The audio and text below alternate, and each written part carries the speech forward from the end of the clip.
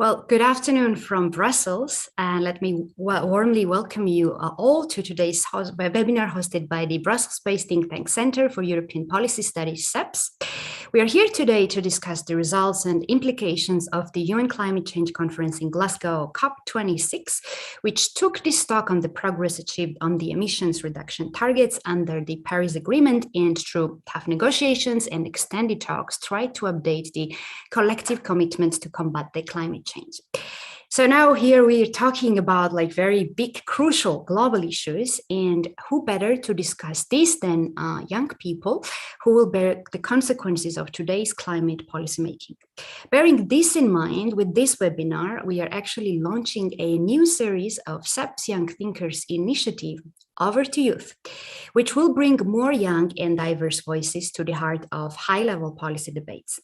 We start today with discussing the climate change, and we will then keep organizing high-level roundtables for the next 5 months on the other topics, such as migration, hybrid threats, digitalization, and democracy.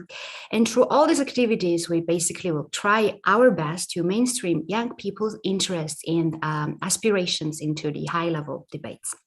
And to do this, let me also thank our supporters, the mission of the United States to the European Union and the Open Society Foundation. Now also a few words who is speaking here behind the screen. So my name is Tina Achlediani. Feel free to call me Tina. I'm a research fellow and a coordinator of Young Thinkers Initiative at CEPS, and I will be moderating this session for the next hour and a half. We have a very exciting agenda ahead. We have invited distinguished speakers from across the globe. Well, I mean it literally. We basically have speakers from all 5 continents. We will start from Africa, the region which is mostly underrepresented in the climate talks. We will then have an honor to listen to the keynote speech by the world famous young climate activist from Uganda. So here I let you guess who she is. Then we will collect the main takeaways on COP26 from the key experts on the climate change. So our experts will come today all the way from the US, India, Brazil, and the European capital, Brussels. And then we will move to the core of today's webinar, high-level roundtable, which will be steered by the diverse group of young thinkers. These young thinkers who are today with us, they've been selected through the very competitive selection process, which we've had open globally, and we are very happy to have them here today with us. As we are aware that we have lots of listeners on Zoom, on Twitter, on CEPS YouTube channel, as we are live streaming this session, we have reserved the last 15 minutes for a Q&A session. I very much encourage all of you to raise your questions in the Q&A box, and we will try to address most of them by the end of the webinar. If the time allows us, I will also let you to come in live with your questions. As we have quite busy agenda ahead, I have an agreement with the speakers that I will be very strict with the timing, and I will let them know when their time is up. Well, with these introductory notes, let me invite Hilda Flavia Nakabaya, who does not need much introduction. We all know her through her inspiring and moving personal stories and experiences of climate catastrophe, let's put it bluntly, in her village in Uganda. Hilda, we are very much honored to have you here today with us. The floor is yours.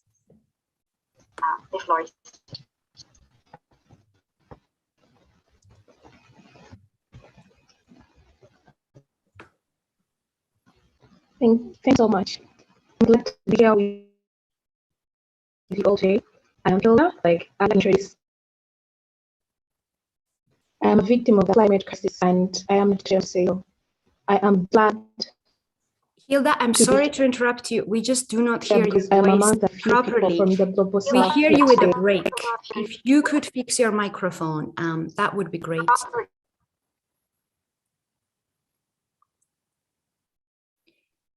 Now we do not hear you at all.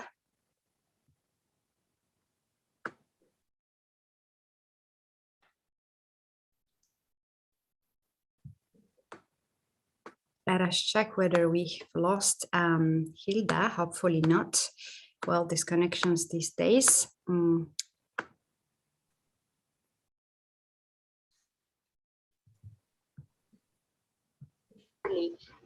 can hear you with a Hilar, let's try okay, again. how about now? This is great. This is great. Yeah, let's try again. That's great. That's great. Okay. Well, I'll start over. I am a victim of the climate crisis, and I'm not afraid to say so. I'm glad to be here today because I'm among the few people from the Global South, and I am representing millions of young African voices that are bearing the brunt of this brutal climate crisis that is being created by rich countries, and I'm here to speak for all generations to come. I have been missing classes since 2019 to join the climate strikes to create climate awareness. And it's not the first time climate change has kept me out of school. I once missed 3 months out of school as my father wasn't able to raise my tuition fees because of the massive effects of climate change in my home village, the heavy rains, constant dry spells, our crops were drying, the streams were drying, and my parents had to sell off our land. And after that, it was a list of survival and death. I'm lucky and surviving today because people are dying every day. I wouldn't want to take us for granted. I'm very disturbed that Western media is always silent about the climate emergency happening in communities like mine, yet we face diverse effects of climate change and yet contribute the least. But today, I'm the voice of the dying children, displaced women, and people who are suffering at the hands of the climate crisis. Voices from the Global South deserve to be heard and listened to. Animals, forests, fish, bird, all these things from Africa may not count to you like they do to us, but at least make us count because we are humans who deserve to be, who do not deserve to suffer a crisis we did not create. The British named my country the Pearl of Africa, but I've been dreaming of seeing the meaning of this, but every day that passes, forests are cleared, clean air and water polluted, wildlife attacked. All this, I beg, if you can't fix it, then don't break it. This is the motive we should all walk out here today with. Climate injustice forced me to risk my education and fight for everyone's. I made a decision to protect the only place I call home, and that is Earth. And so I joined millions of young people all over the globe to protect our future. Through endless fights, sleepless nights, we hustle our way because this is our future. We are the climate generation. And truly speaking, we are a generation of scared people, full of eco-anxiety, but we are very ambitious, very united, persistent, and we are good at action. Know what we want and go for it. The world needs committed and persistent leaders, not politicians who put profit above people. You too can make a decision now if you are willing to join the youth in this fight. I want you to make a promise to yourself, to your future children, to your grandchildren, that you will do whatever it takes to fight for a safe and sustainable environment for their well-being. I'm disturbed why we are still acting like we still have time. We talk of climate emergencies, but we don't act like there is any. We need leadership on climate action, but not talks, because we've been talking and negotiating for the last 26 years of COP, and probably everything is getting worse. The climate disasters are getting worse. More people are dying. More wells of oil are being built up every now and then. We might be comfortable now, but not for long. We will soon feel the heat that we feel every day. We all have to stop being self-centered and we must treat all lives equal.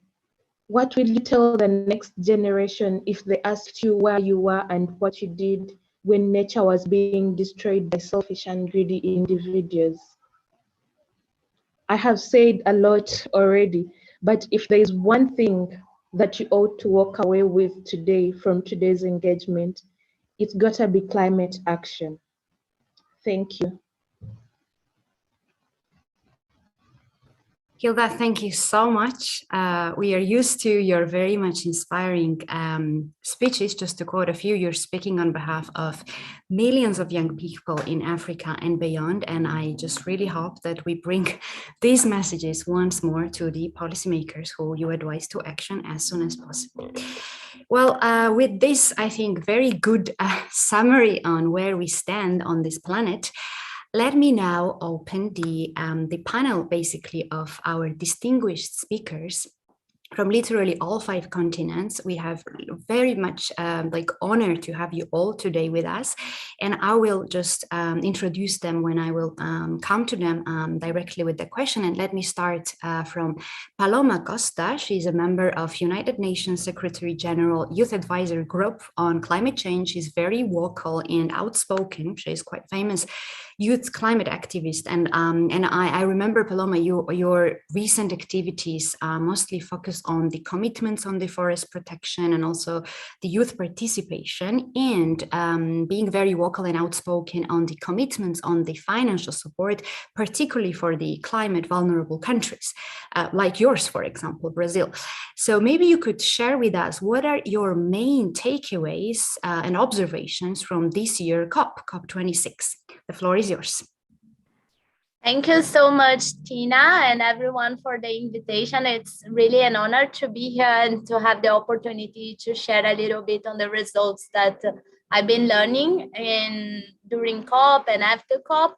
I, of course, will be talking mostly and representing the LAC region and the results that we find out together and collectively. The first one regarding the forest commitment. As much, I will be very directly to that as we have not so much time. But honestly, as much as we appreciate this commitment, it is really important and key that this kind of commitment have some sort of observatory with the civil society, with the youth, with the indigenous people, with the traditional communities. Because one thing is for you to commit at an international level, at an international conference. But the other thing is, like in my case, for me to come back to my country, Brazil, which was one of the countries that committed on end deforestation and protect the forest, and see that the main agendas in the National Congress are regarding making more flexible the licensing environmental process, liberating mining in indigenous lands, changing the source of energy to coal. And this is not looking forward. This is not forest protection. So what is the point, when we do these international commitments, but when we come home, this is not a priority. This is not what is being led. So for the results, as much as we appreciate, we have to find a way as a global community to make sure that in the bilateral cooperation, in the main agendas that are led in our nations, this is included as a main commitment, not only of our country, but for the entire population making part of it, and that we have a space to participate. Regarding the second point on the youth participation at COP, as much as we had for the first time the biggest LAC youth delegation, the biggest youth delegation from Brazil, we were over 70 young people from Brazil. We had also the biggest youth indigenous delegation at COP. And even though we made all of this effort, and I am proud to see that, because Latin America has been excluded from the international conference for this participation. If you see, COP doesn't happen in our region in the past 6 editions, and this is too much. This excludes us because it's very difficult to participate in this sort of events. And we made sure that we were there, but even though we had this group of young people there, how constructive it was the agenda with them. We had to fight for our space once more, one edition more, and how come the commitments will make sure to raise our ambitions, to raise the projects that we are leading if they are not constructed with us. This is the second point. And for the third, I think it's almost the same of the first one. As much as we appreciated the commitment made during COP on funding, especially indigenous initiatives, I want to make sure that everyone understands that youth-led initiatives that are, and we have no doubt of that, the ones that are leading the real ambition on ground, and we are doing this in a volunteer capacity, very in a way that we have no much support, but we are still leading the action, the ambition on ground. And if we look at the philanthropy to the funds that are available, less than 1% goes to youth-led initiatives. So how come these funds that are made as a commitment in this international conference, how will they come to us? How will we be able to access them to really keep leading these initiatives on education, on taking over our democracies? This year is a especially important year for Latin America and the Caribbean. We saw the winning that we had in Chile with a youth president. And right now, this year, it will be elections in Brazil. And hopefully, we will have enough support to also change the paths that are being happening here. So this is the third thing that I wanted to comment, like, how can we have real access to that? Because young people are leading the ambition in the front lines, suffering, especially in Latin America and the Caribbean, with threats just because we are environmental defenders. And how so can we keep leading our projects if we have no support on that? Thank you. Thank you so much, Paloma, with these very sharp, but very informative messages. And I am very much sure that our young thinkers will closely follow up on your comments. I think it was very good food for thought for them while they're waiting to open Roundtable a bit later. Well, meanwhile, let me now move to the other invited speakers who've been following the COPs, well, many COPs, maybe longer than we did. And let me now go to Jules Kortenhorst, who is CEO of Rocky Mountain Institute. It's a prominent NGO on market-driven energy transition for a zero-carbon future. And as we all know, Jules was formerly the chairman of the European Climate Foundation. And I mean, we're sure you've been very much closely following all the COPs in the Paris Accord. So what is your take? I mean, what is your main observation from this year? I mean, where do we have the progress? Where did you have, higher expectations than we basically saw as in terms of outcomes? Thank you, Tina. And let me start my comments by expressing my deep appreciation for the work and the leadership and the courage of Hilda, of Paloma, and many others among the youth activist movement. I realize how much it takes for you guys to be battling on the front lines of climate change. I appreciate the courage and conviction that you bring to that fight. And I really want you to know that it is absolutely critically important what you're doing, that it makes a real difference. Even if what you just expressed, Paloma, there's not enough financial resources, you feel that you're not always at the table in the way you'd like to be, do recognize that the work that you are doing on the front lines of activism and the work that we do inside of the conference center is really highly complementary. And what you do outside makes a difference for our work. So thank you. But now let me answer your question, Tina. So I actually have an optimistic perspective on the Glasgow COP. I believe that Glasgow was in many ways more of a breakthrough than people recognize. I think some years from now, we will say, gosh, what happened in Glasgow was that it was the first time in 26 climate negotiations that the private sector, that businesses and financial institutions showed up en masse and really, really participated in the thinking, in the conversation, because of a conviction that this was going to impact their business. Now, I realize that not every company was there. I realize that most of the companies that arrived had made some sort of commitment to being involved, but don't have any detailed plans yet to follow through on those commitments. And I also realize that we don't have the mechanisms in place yet to hold these private sector players accountable to their commitments. But having said that, my organization strongly believes that in order to make the transition to net zero in line with 1.5 degrees, we're going to have to massively shift capital flows in the world from high carbon to low carbon. And that's only going to happen if we involve businesses, financial institutions, investors, banks at massive scale. And in that sense, I was encouraged by the presence of the private sector in such a significant manner. The other thing I will call out is the feedback loop that will come from that. We all agree that the formal commitments of governments in Glasgow were still not enough to deliver on a 1.5 degree future. You can argue whether the lines get us to 2.4. I didn't personally derive a lot of comfort from the IEA statement that we might be able to get to 1.8.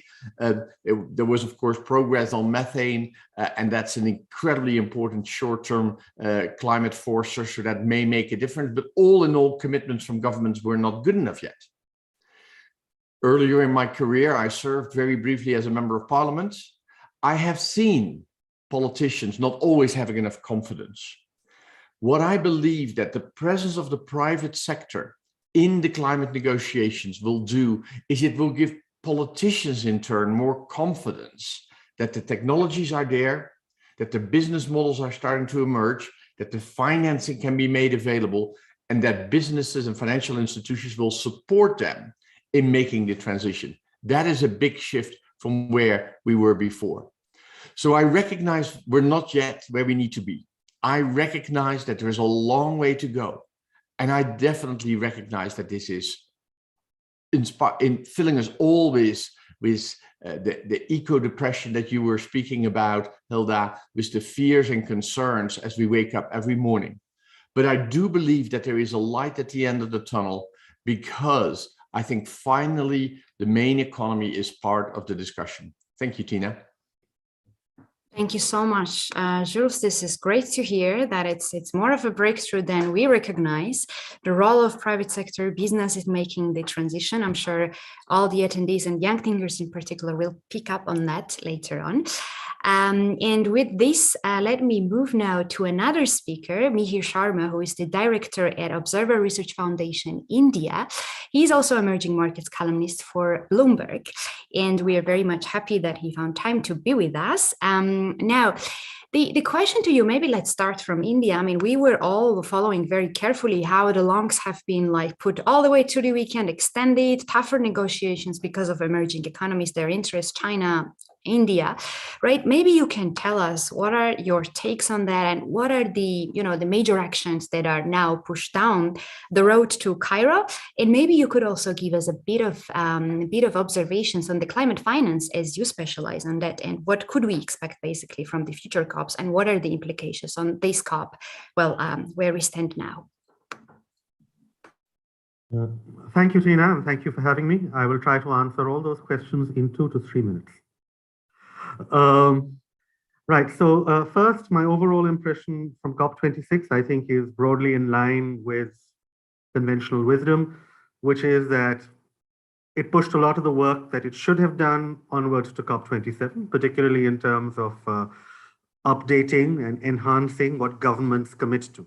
I think we shouldn't be, a lot has changed since the Paris agreements in 2015. And we really should by now have updated our targets and our ambition in keeping with new technology, new finances, etc. The second thing that I think I shall talk about very briefly is climate financing. I think we need to address the open questions about financing, including loss and damage. The big problem here, of course, is that there's a lack of trust, because a pledge that was made when many of the people on this call were very young, of $100 billion coming to emerging countries, coming to developing countries in climate finance, has not been kept. And we don't even know what that 100 billion means. All right, we thought, I think, in places like India, that meant that there would be a new pool of aid that was $100 billion in addition to what existed. Instead, what we've seen is that things have been transferred into a climate finance pool from the earlier aid pool, some of which is coming as loans rather than aid. A lot of it is unsatisfactory. India's Prime Minister, in fact, in his speech at the COP26, when he set a 2017 net zero target for India, said that that's conditional on $1 trillion of financing. And that's a lot of money, but we'll expect to see it, and we should be tracking it, which is also something that he said. Very briefly on the point on the involvement of the private sector in financing, I think that is crucial, and that's, of course, a lot of what the work that I do. But much of the effect that a new understanding of climate considerations in private finance has been a negative effect. I don't want to, I don't want to dismiss it because it was negative, but what it has meant is that many, for example, coal power plants in emerging economies can't get financing, which is okay. But what we are hoping for is a positive effect. We want some of that money that is going into climate finance to flow across borders, right? Some of these businesses, let's see a business case in preparing people for climate change. That money should not just be invested in their own countries, but to the rest. It should flow to the rest of the world. It should flow to developing countries. And frankly, that we're not seeing at all. 80% of climate finance stays within geographical boundaries, doesn't flow across boundaries. And that's the central problem as far as getting the emerging world ready for a 1.5 degree trajectory is concerned. Finally, frankly, I'm not really a big fan of net zero targets, mainly because I think that, and this is COP26 was emblematic in this failure, we need to accept that it is immediate action over the next decade up to 2030 that is needed, not targets decades in the future that are based on currently non-existent technology like carbon capture, et cetera, non-existent at scale. Right? I'm not happy with that. None of us should be happy with that. We should see pledges that are focused on immediate action, not stuff that's going to start happening in 2045, 2050. And finally, my broader thoughts on COPs in general. We have to recognize that when it comes to global governance over the past 10 years, the G20 has unfortunately replaced the UN. When it comes to trade, plurilateral arrangements, RCEP, TTP, whatever, have replaced the WTO, which is not functional. And I very much fear that we're entering a similar phase in climate where clubs of some kind will replace the UNFCCC and the COP mechanism because, sadly, the COP mechanism is just not panning out in terms of demonstrating greater action. Thanks. These are very interesting thoughts. And I'm sure, again, young thinkers will basically inquire some of the things you've mentioned. So the clubs are replacing the COPs. Well, that's a very interesting take indeed, among many others you've just mentioned.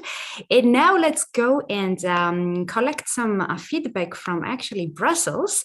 And let me go to my colleague, Milan Alkerbaut, who is a research fellow at CEPS. Milan is quite active on writing on the climate policy and also on COP26. And I remember when the COP was over, I ran to Milan, to get briefed from the key experts, and he was telling me, Tina, you've noticed probably the coal phasing down. This is not even a word. It's because the parties could not agree on the coal phasing out. So I'm sure Milan maybe has some more to say about the coal and in general, because the last piece I read by Milan, it was more about distinguishing between the technical and political sides of the COP negotiations, which, as he says, are peripherally related, not even directly. So we are very much listening to get your feedback, Milan, on this. Thanks a lot, Tina. It's really a pleasure to join so many great speakers, really from very much outside a European bubble as well.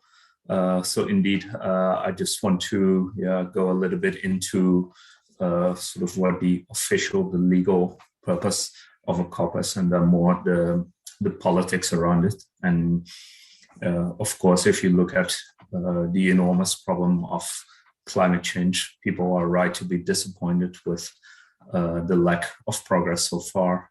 Global emissions are still close to or even as high as they've ever been. There's no reduction so far.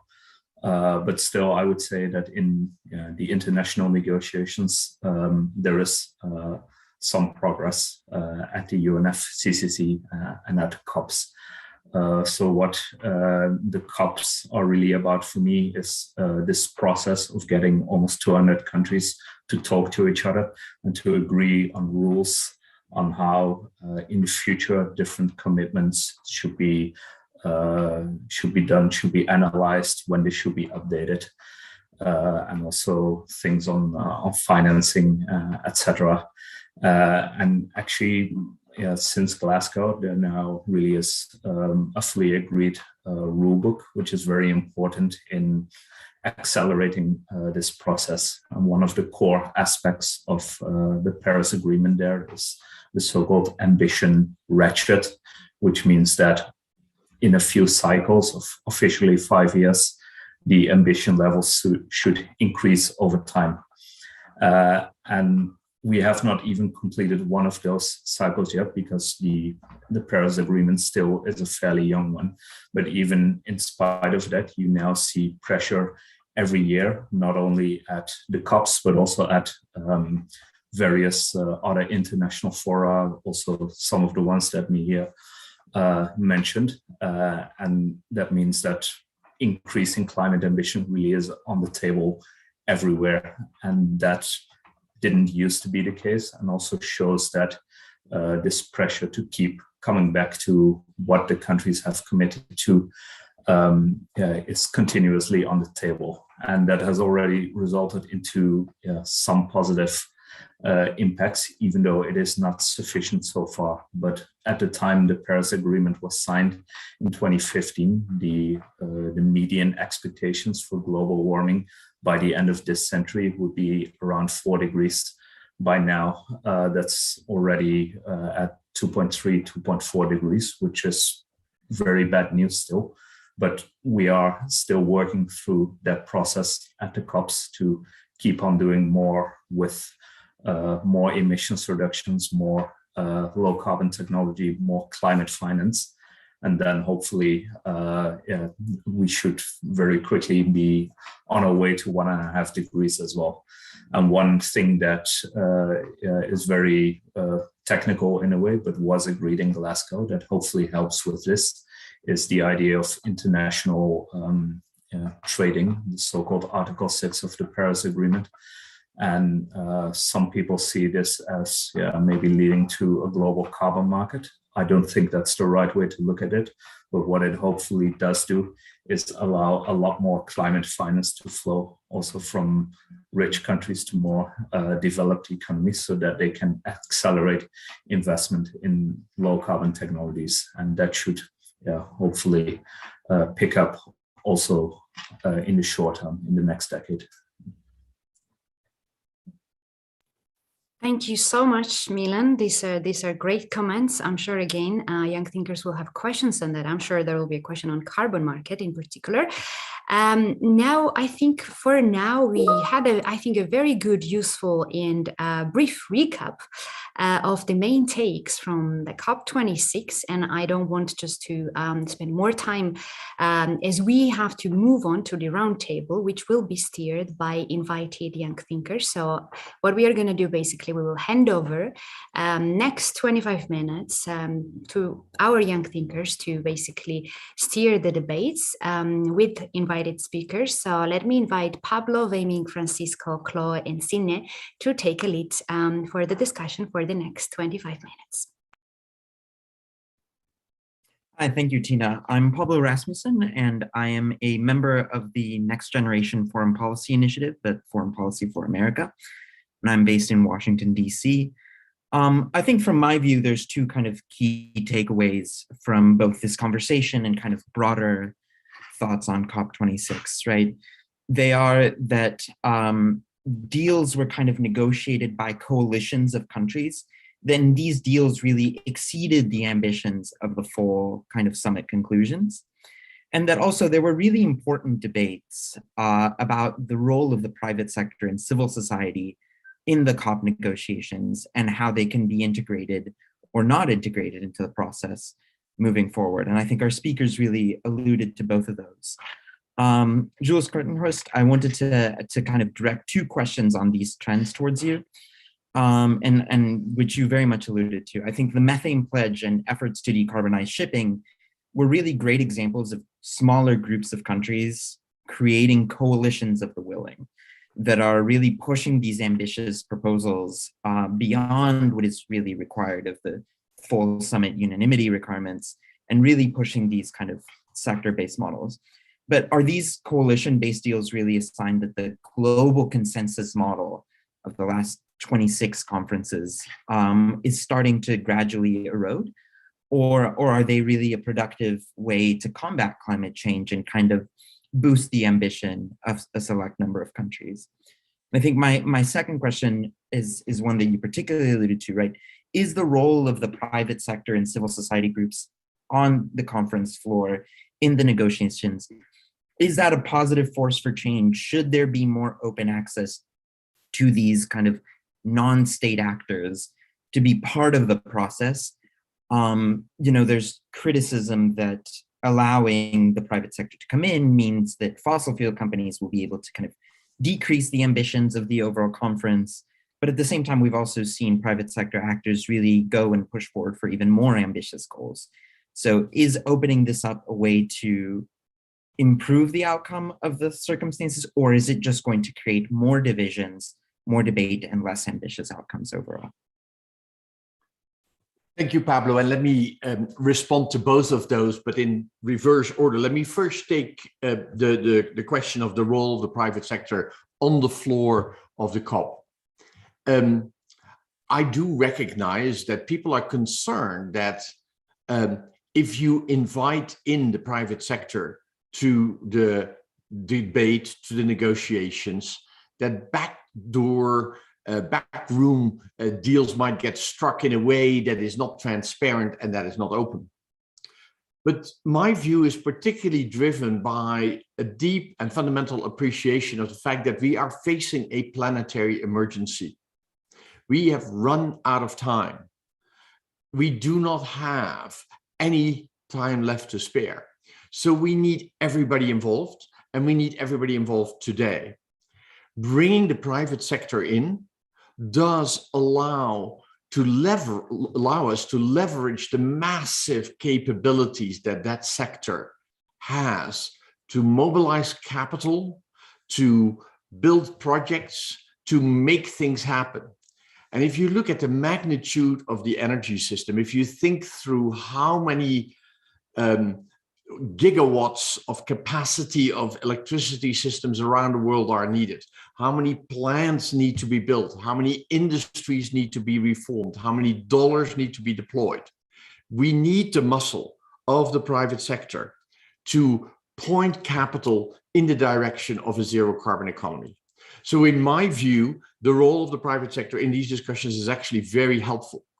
But very importantly, we have to make sure that their engagement is constructive, and we have to make sure that they are accountable for what they promise in these settings.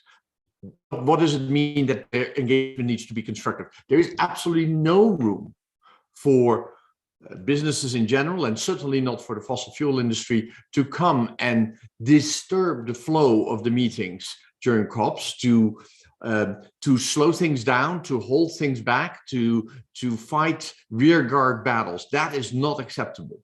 By the way, in Glasgow, essentially the fossil fuel industry was not invited to participate. They were not a major voice in the negotiations there. So that's the first thing. They need to be a force for good, not slowing things down.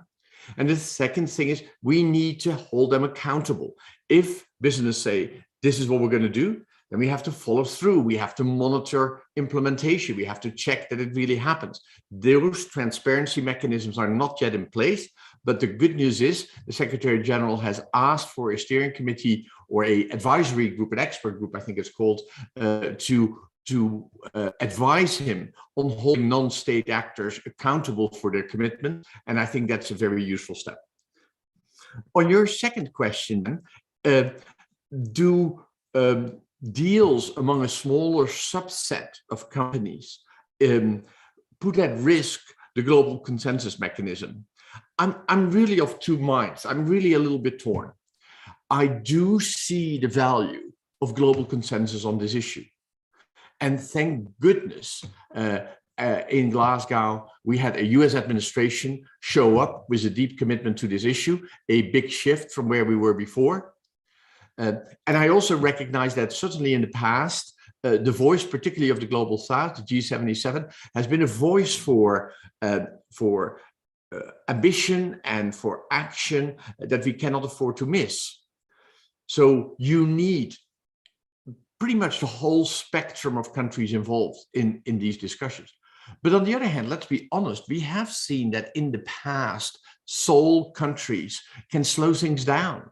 Countries that are not ready to move can be delaying the discussions, and that's the opposite of what we can afford. So I actually like the idea of, in this case, it was when you talk about the methane pledge, it was specifically the United States government and the European Commission saying, let's do something very tangible. We can move relatively quickly. We start with a deal at our level, and then we bring everybody in. It was an open source platform. Other countries could sign up. And I think the methane pledge in that sense was a good example of bringing countries along without waiting for the consensus mechanism. So a little bit two sides to the coin.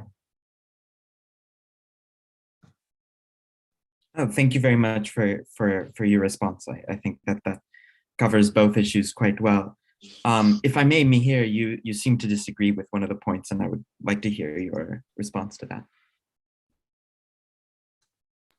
Oh no, I wouldn't say that I disagree with many of these points. My observation about smaller groups moving quicker than the overall multitude consensus-based approach is just that, it's an observation. And I think that that's how things are moving forward. Whether it's a good thing or a bad thing, I think we won't know for a while. What we do know right now is it means that certain important voices, particularly those of the most climate vulnerable countries, the smaller countries, are left out of the discussion, and we have to be responsible in ensuring that those points of view are put forward as loudly as possible otherwise. That's all. I mean, it wasn't really a disagreement. Yeah, and I think that is an important point, Mihir. I completely agree with you that we cannot let the most vulnerable countries be shut out of the conversation. I think in the specific case of the methane pledge and the shipping deal, the most vulnerable countries were actually signing up to those club deals, to those constructs. And in that sense, I felt comfortable that they saw the value of moving on shipping and of moving on methane emission reductions. Thank you both. I'll hand it over to Wei Ming for the next intervention. Thank you so much. And my name is Wei Ming Huang. I'm a Chinese master student from the School of Transnational Governance at European University Institute in Florence. And thank you for all the wonderful answers. We are living in a world of regions with different strengths and weaknesses. And while the agreement is far away from the goal of limiting the planet's warming to 1.5 degrees Celsius, the time window for carbon peak to carbon neutrality for emerging economies is short. And it is estimated to take 60 years for the EU, 45 years for the United States, and 30 years for China. So I would like to ask Mr. Sharma, how can the big international players, including the EU, win over China and other emerging economies to fight against the climate change, especially when we know that the international cooperation is turbulent, and given that reciprocity may require more binding rules, including for big stakeholders? Thank you. Great. I'm going to be, again, as quick as possible as I can on answering that question. And thanks for it. It's a good question. The first point is on basically, you raise the question of, from peaking time to neutrality, people are taking different periods, right? And I'm actually not that worried about that. And the reason is that I don't really believe a lot of those curves anyway, and neither should you, right? Don't believe them because they're based on assumptions about technology that we don't yet have, right? So given that it depends upon tech that we don't know about yet, let's not take it too seriously. Theoretically, I don't see any reason why, as and when, if this tech exists, it cannot be implemented quicker in second mover countries than in first mover countries, right?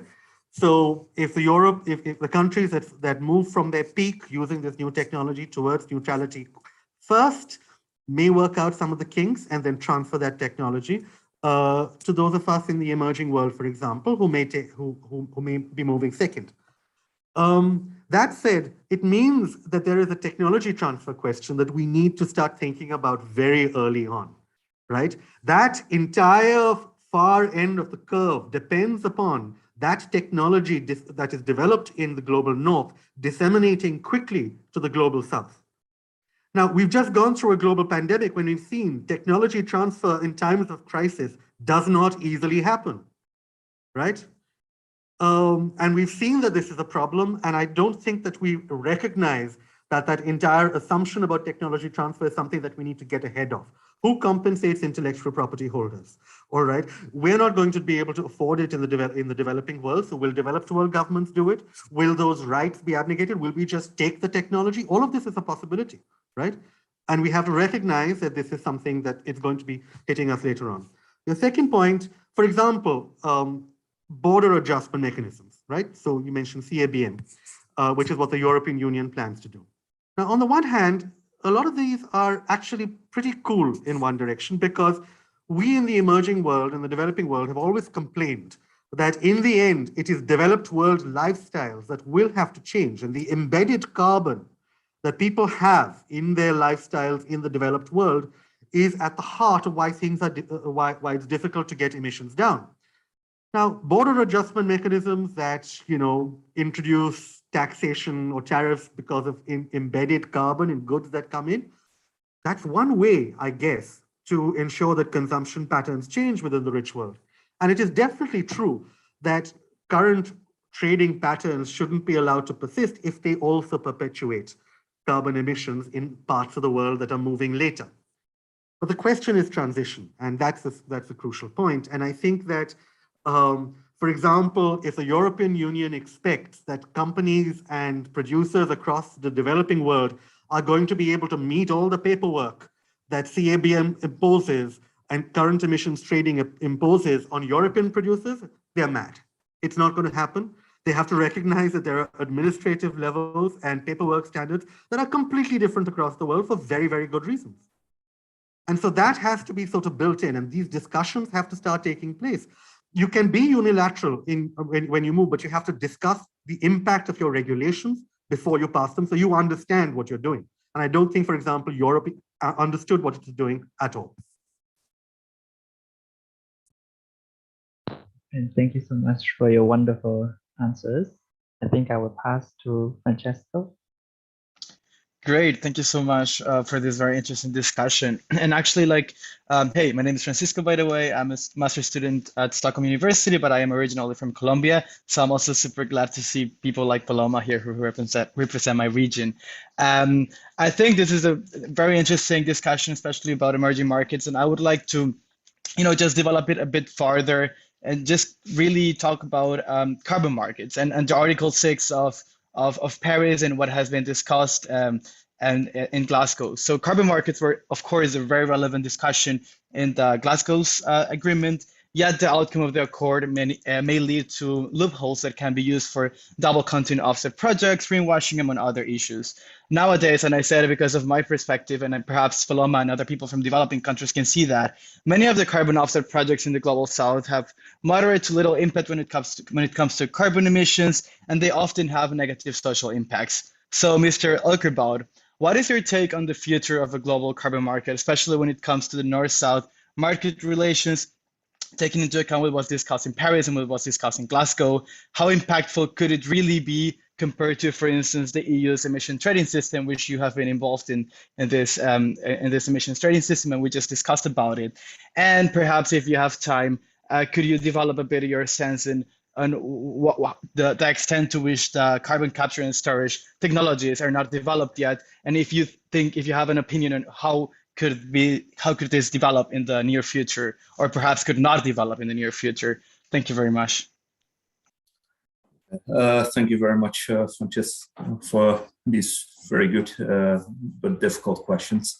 So to start with, the global carbon market, I would see this as something very different from what is happening within the EU, including for reasons that Mihir alluded to.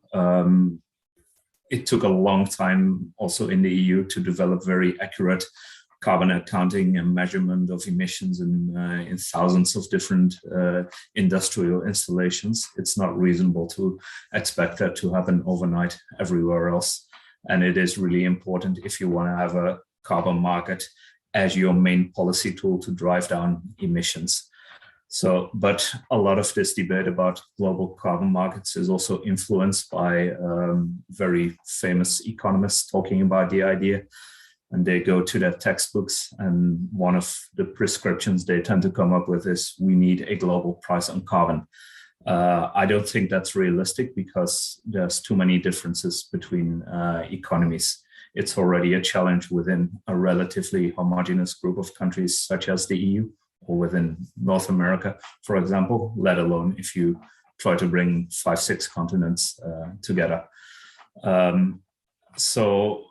But you could still conceive of a carbon market as something different. But then the question is more,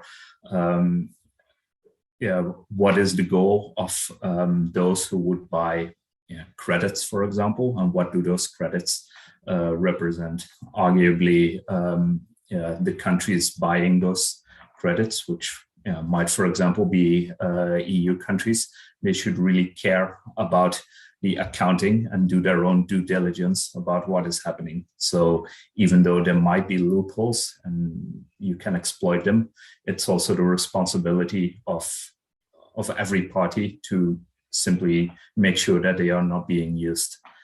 Then another way to look at it is more to see it as an accelerator of finance and investment, which is what really necessary to get emissions down.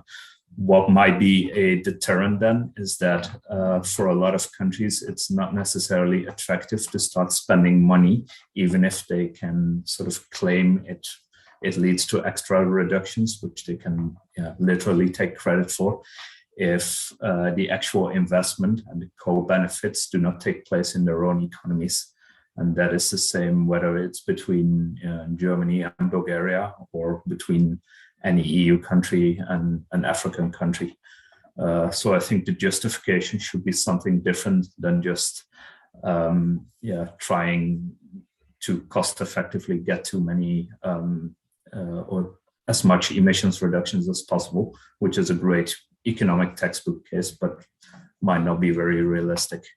Then on carbon capture and storage quickly, this is a technology that has been talked about for a very long time. But it did change a little bit in the way it's discussed, at least in Europe now.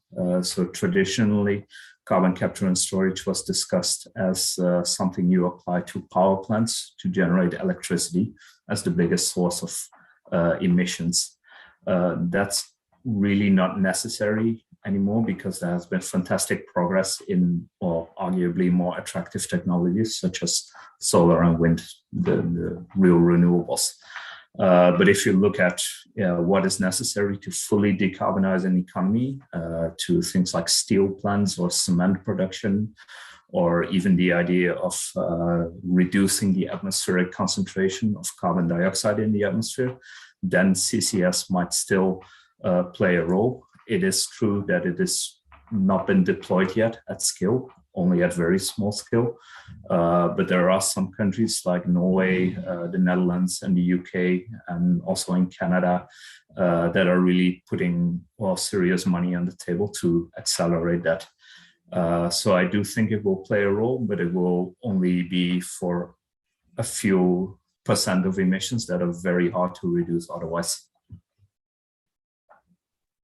Yes, thank you very much. Of course, we cannot think about this as the salvation and just like forget about everything else. Thank you for this reflection also on how to see the carbon market as rather an investment mechanism, and not thinking about, okay, this is going to be a solution just as the European emission trading system. I would like to pass on the floor to Chloe to discuss something a bit more about activism and youth. Yes, Can I thank you. jump in for 1 second, Chloe, because Francisco just said something very important there between the lines. You said it cannot be a salvation mechanism. I think that is an incredibly important point on CCS, right? We cannot allow industry, or for that matter, political leaders, to say, well, there is then going to be a magic bullet at some point, which is called CCS, and it's going to solve all our problems, and we can suck carbon out of the atmosphere with direct air capture, and it will solve all these other problems. So I completely agree with Milan's point of the concentration of where can we maybe employ that technology, and we cannot allow it to be a magic bullet that somehow emerges at some point. Critically important. Sorry for the interruption. No, my pleasure. Thank you, Jules, for your interruption, actually.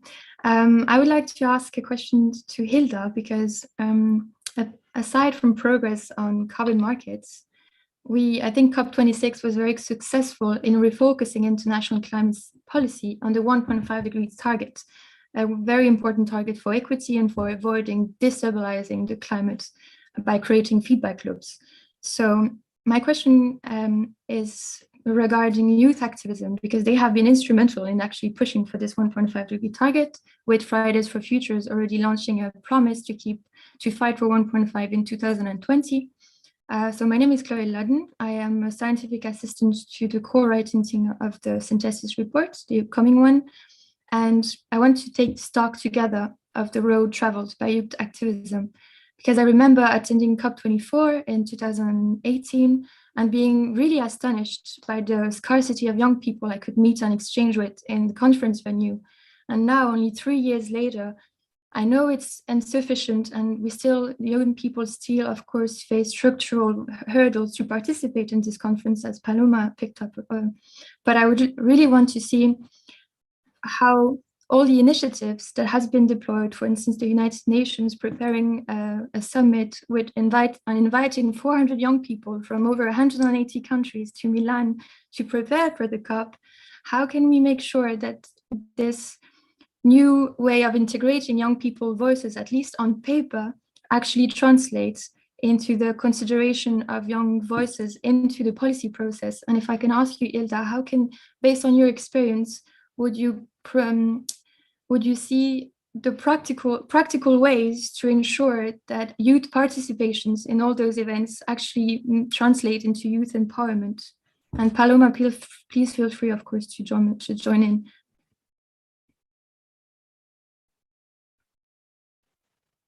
Thank you so much for that question. In my opinion, we might be heard, but we are not listened to, because what is needed is action, concrete action to be taken, and this has to be taken at a very large scale, and it has to be done immediately. And this action has to come with political will, but we don't have the political will, because still there is leaders are taking profit above the people.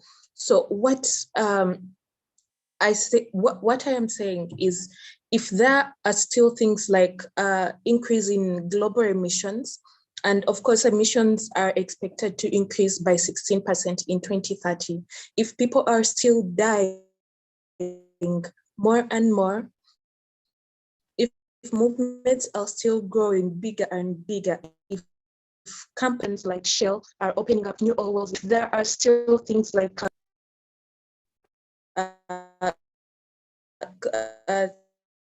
companies like Total opening up on, because we are not being listened to. We need to hold companies accountable, just like Jules said, because with this is how we will achieve the 1.5 degree target.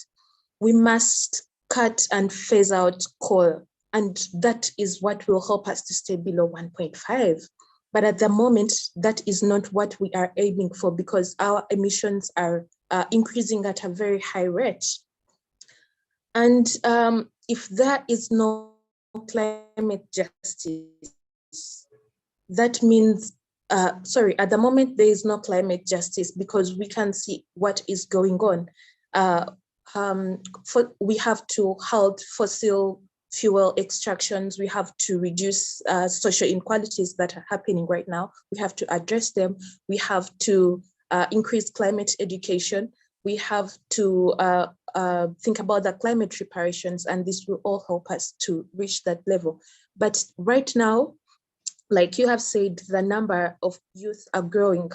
For example, in the event in Milan, to me, this only shows that we are not doing enough. Enough is not being done by our leaders or the people who are in power, because if the number of participants are increasing, that means there is not enough work being done, and that means more people have to join in and remind these people about what they have to do. If they were doing rather enough work, that means numbers would be reducing in that sense. And it's a question of inclusion, because most vulnerable people, communities are always underrepresented and still are. So if there are more people representing, but then without the number of most affected people being present at such events, at such tables, then that means we are not doing enough, because the real climate victims are not present at such tables, and yet they can give valuable inputs from their experiences, which can help us combat this crisis. And that is my submission. Thank you. Thank you so much. If I may add a little bit on what Hilda said, I just wanted to comment like that. For example, like we as young people, we've been fighting for our space.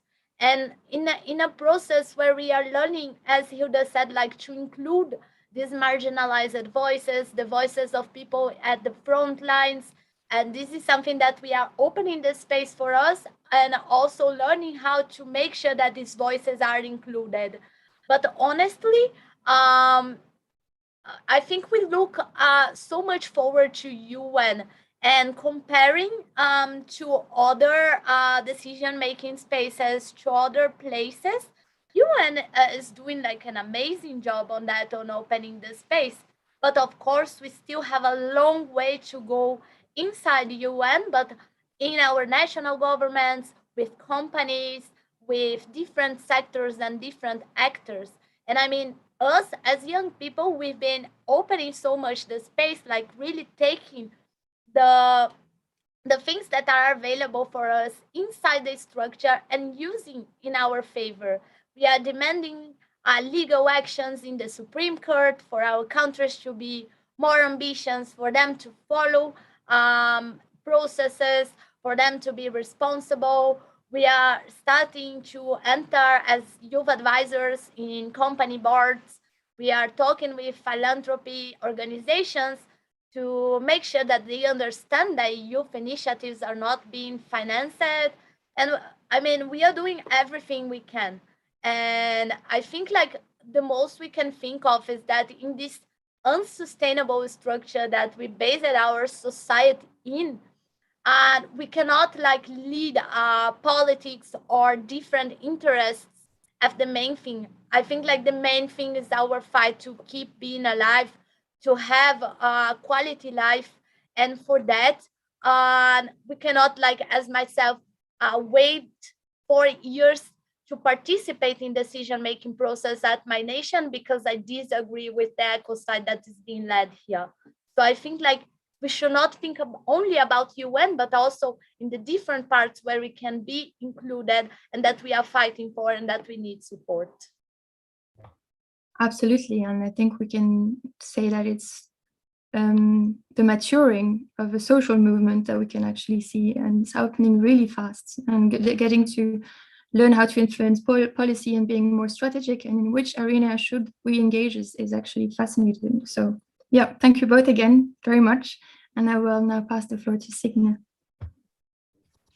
Thank you so much. It's been incredibly insightful to hear your thoughts on COP26. And as you just said, Paloma, not to wait, but to demand climate action now. So thanks a lot. My name is Signe Kostman, and I work for a think tank called Chatham House, and I'm very grateful to be here today. So as we reflect on the priorities for the next COP in Egypt, my question is to you, Paloma Costa. Given your incredible work in socio-environmental law, as a human rights defender, but also now sitting on the UN Secretary General Youth Advisory Group on climate change. So the ICRC recently stated that the natural environment has frequently remained a silent casualty of war. In situations of armed conflict, international humanitarian law and humanitarian principles exist to protect civilian populations. However, as conflict increasingly involves resources and impacts the natural environment, and has also led to violence to its defenders, as seen in the Sahel and Amazon regions, how can legal mandates be updated to better protect the environment and also better protect its defenders? And related, do you think that future COPs will address this? So thanks a lot. Thank you so much, Signe, for the question. I will try to be short as well as we don't have so much time. But for the first thing, as I was saying, answering the last question, I think like we should really look to our structure that we once thought they were sustainable, but that we know they are not sustainable at all, and really make our institutions stronger, working, useful. And we cannot like live in a world, as I was saying, that because of politics, so we are having like a negationist in the Supreme Court. Like what kind of legal decisions will come from that? So I think like we should really make sure that our structures are working and are making sense for everyone. This is one. The second, it's of course that we need safeguard mechanisms in all of the commitments in the indices that the countries are reaching out and making their own commitments that obligate decision makers to have responsibility on the things that they are committing. As I was saying in the first part of the presentation, it doesn't make sense for someone to just speak loudly that they are going to protect the forest, and then I come back here, goes to the Amazon, goes to the Cerrado, and see my friends being threatened, see the destruction of the forest really in our eyes, and there is nothing to do because there is no finance for the institutions to like really make something, and because of politics. So we need to have mechanisms for that. In the past few years, we've been exploring, we launched like a series of legal actions across the globe, youth-led initiatives, and we've been exploring collectively on how to make sure that, for example, ecocide and as one of its cause, like the climate emergency itself, becomes really stated as a crime against humanity. Because you talked about my region specific about the Amazon. When we think about resilience on how we can really deal with the climate emergency, I was dealing right now with the decision about the uncontacted people. How they are going to be resilient in a world that, for example, if the illegal logging coming, the illegal mining coming, they don't have their own ways to hunt, to keep living uncontacted. It's easier for us that are based in cities for us to be resilient, for us to change ourselves. But imagine for those peoples in the front line living in their own culture and things like that. So we have to be protective with that, and also with our forests, with what makes us a society and to have a quality of life. Another thing that happened here in our region that I think it was a really good initiative to protect environmental defenders, but unfortunately Brazil did not commit as it should. It was the Escazú agreement. That is something that I think it's very important for us to be looking for, to keep pressuring governments to follow it and to really agree on that. I mean, we have an international law talking about consultation for specifically indigenous communities and traditional communities based on our region. But when it comes to national realities, open mining are being constructed inside the territories and they are not being consulted. So why committing in international law if things are not going to be followed here? So we have to have a system of really some sort of collective mandate as everyone has the right to participate. And this is made sure for our consultations to be workful, for us to have an education on it, and for us also to have a space for that and access to information. So that makes easier to participate. And this is not the reality in regions like mine. So I feel like there is a lot we need to change in our structures. There is a lot of mechanisms that we need to fight for at an international level to keep pressuring nations that are not committing, that are not following the rules. But there is a lot that we need to keep fighting for ourselves in our own communities, in our own realities, to still, for the things that are happening here, to be really, to have a responsibility for it. Thank you so much. That was incredibly valuable and empowering, and I truly look forward to fighting these structures together as well. Thank you for all that you're doing. So I'll pass it on to Tina, Dr. Tina. Many thanks, Sina. I think we were all enjoying very much following this very intense debates. And let us just now have a look at the Q&A box, whether we got any questions from the audience. I see now the question as a follow-up question to the Pablo's remarks. So basically, this is a question from Dylan Macchiarini-Crossan, who is wondering whether, going from non-state actors to the foreign policy and international relations, and particularly climate-induced conflicts. So he's asking whether developed countries sufficiently mainstreamed climate in their foreign policies, to mitigate the effects of climate on conflict. This question could go basically any of the speakers, including young thinkers. So feel free just to unmute yourself and come in.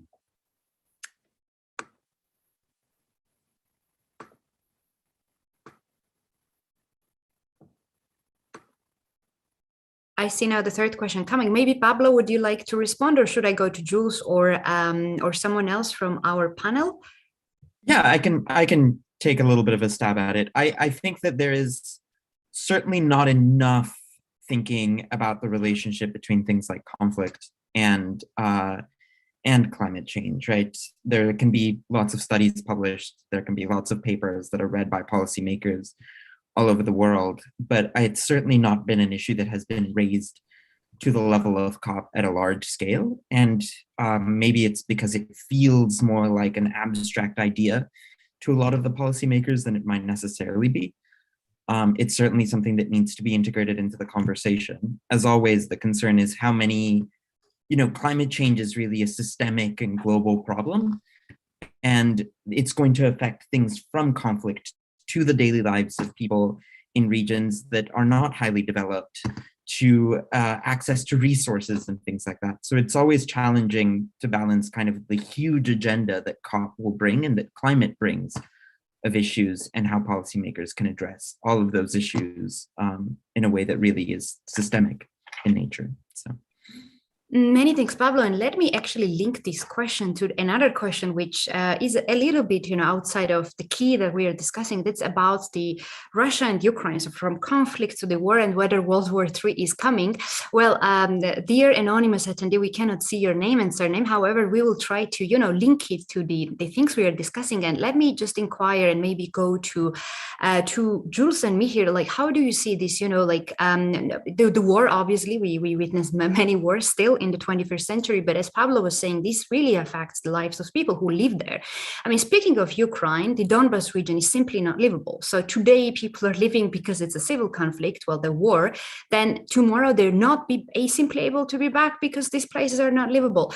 And also let me flag few names of the young people who sent in their applications, but well, eventually we could not select them because we had to make choices and be very selective. But let me mention the names of them, Petra Pagosti and Johanna Rick, who were themselves inquiring about the refugees because of the climate crisis that could be also caused by war, and also the ecocide, which was recently mentioned by Paloma. So maybe you could give us your feedback, Jules, or Mihir, your feedback on the ecocide and conflict-induced migration and the climate effects. Tina, I will try. You have made the question very large, but I'll take up the challenge. I very much agree with Pablo that mainstreaming climate change across foreign policy and across policy in general is still not happening, particularly not if we think about this as a planetary emergency. If we are deeply convinced that this is the biggest issue that we face as humanity, then climate policy is foreign policy and the other way around, and everything needs to be based on the implications to climate change. Let me just give two examples before coming specifically to the Russian question. But let's be clear, the UK did a great job in its diplomatic efforts in the run-up to COP26 and has been showing leadership on the issue of climate change. But when it comes to negotiating trade agreements, which at the moment is very important for the UK as it has departed to the European Union, for example, with Australia, it has refused to make climate change an important part of its trade agreement with Australia, QED. A second example that I think is important in this continent to have in the back of our minds, there's a lot of discussion about migration here in the United States. But migration from Middle America is very clearly linked to climate change, right? We know how horribly countries in Middle America were hit, particularly 3 years ago, with hurricane after hurricane. And that, of course, led to devastation and poverty, and that in turn induced some of the migrant flows up to the Mexico-US border. So you have to tie these things together. And then if we bring it very simply to the question of the Ukraine and the threat of war in that region, I am not convinced World War III is coming, anonymous attendee. I'm a little bit more optimistic that we might be able to limit the crisis there, but it is absolutely a crisis. And part of the vulnerability we currently have in dealing with that crisis is the dependence of Europe on natural gas coming out of Russia. Natural gas from Russia, which, by the way, is incredibly polluting when it comes to methane leakage, right? Clearly, the natural gas coming from former Soviet republics, including Russia, is highly polluted as a result of methane leakage. So there you go. What is the EU thinking about allowing natural gas to be part of the green taxonomy, to allow natural gas to be seen to be a bridge fuel? We cannot afford natural gas to be burned. We cannot afford natural gas to be leaked. And in that sense, it is very clear that there is a linkage between the crisis in the Ukraine and climate change. Thank you. Thank you so much, Jules. Linking questions quite interestingly farther than I went. So let's now take the last question because we have to really wrap up soon. So the question from Zose Mailian, right? So the question about the money, and this question goes to me here. So the question is asking whether the funding towards tackling climate change often stays within a certain geographical location, and that it perhaps should go beyond instead. So how would Mihir see and envisage this idea to be implemented in practice? So Mihir, the floor is yours. Thanks, Sophie. That's a great question. And I, in fact, combine it with the question that I see in the chat window from Mihail Murgashanki. very briefly, there are two ways. I mean, there are many, many ways in which this central question can be answered, but I think maybe in this group I can highlight two ways. The first is that when we within our own countries agitate for more resources to be dedicated to the climate question, we should not think that we should remember the climate question is global. There are Europeans in this room, I'm sure. The European Green Deal, largely inward focused. Many proposals for an equivalent Green Deal in the US, the new Green Deal or whatever they're calling it, largely inward focused. And I'm not excluding large developing economies from this criticism. Much of the money that India is spending on renewable energy and so on and so forth is again spent on itself and not necessarily on its neighbors or its partners in the developing world. These are things that have to change because this is a global problem. You can't pretend that you are devoting vast amounts of money from your national budget to fixing climate change when 0.003% of it is being spent outside your own boundaries, right? That's just not going to work. So that's what I mean when I talk about public money. The second question is private money. And when it comes to private capital, a lot of it is going into climate sensitive infrastructure, renewable energy, other such projects in the developed world. Getting it to the developing world, getting some of this money into the developing world is much harder. And that requires institutions like the World Bank, for example, to completely change how they operate. The World Bank needs to move away from being what it is comfortable with right now, which is somebody that gives a bunch of money to governments and allows those governments to spend it how they want, to an organization that really works with the private sector to moderate the risk that the private sector sees in climate projects and renewable energy projects, in water projects in developing countries. Now, this is something that typically these multilateral organizations find very difficult to do, maybe because they're lazy. But that's something that, again, we could probably change within 2 or 3 years if we wanted to, and it would have a vast impact on how much money flows across national borders to the emerging world. And I just want to quickly talk about what Mihir has asked, which has already been answered by somebody. But essentially, is there a concrete initiative for a transition to a low carbon technology fund? Well, not really. And I think that that's something that we really need to be thinking about, as I talked about earlier. We need a COVAX. I actually wrote a column about this, but we need something that is equivalent to COVAX, but for climate. And we need to fund it better than we did COVAX. Thanks. Thank you so much, Mihir. I'm just looking at the time. I'm afraid we do not have time to address the other questions from the Q&A box, but I thank you very much, Milan, because I see that some of the questions were already answered by you. So I hope our audience is somehow satisfied with the debates. They've been following us over the past 1 hour and a half, quite some time. Let me just quote just a brief notes just to wrap up today's, I think, quite good discussion. So we need the muscle of the private sector, climate policy, the foreign policy, and the way around. Time to review the trade patterns, the role of multilateral organization on how much money flows across the borders of emerging countries, how unilateral Europe can get, and what is the feasibility of the carbon market and whether it can be the ultimate salvation. Now, these are just a few to quote among the many very interesting points that we listened today together. What I can tell you is that we will follow up this event with the proceedings to eventually aim and try to answer the question that was today that we posed, whether Glasgow missed the bullseye. And so stay tuned for our proceedings to then reflect our thoughts and further thoughts actually following today's discussion. In the meantime, let me also tell you that CEPS Young Thinkers Initiative Over the Youth will continue. And as I've said in the beginning, we will have other live streamed webinars, and we invite you to actually apply for each and every of our calls. Let me say that next event will take place by the end of February. It will concern the migration and in particular the role of the NGOs in upholding the human rights of the refugees. So with all this information, let me thank our great speakers for their time and availability. It was our honor to have you here today. Let me also thank our young thinkers who put their engagement, their enthusiasm to be with us today. And also obviously our audience on Twitter, on social media, and on Zoom. Stay tuned till next time.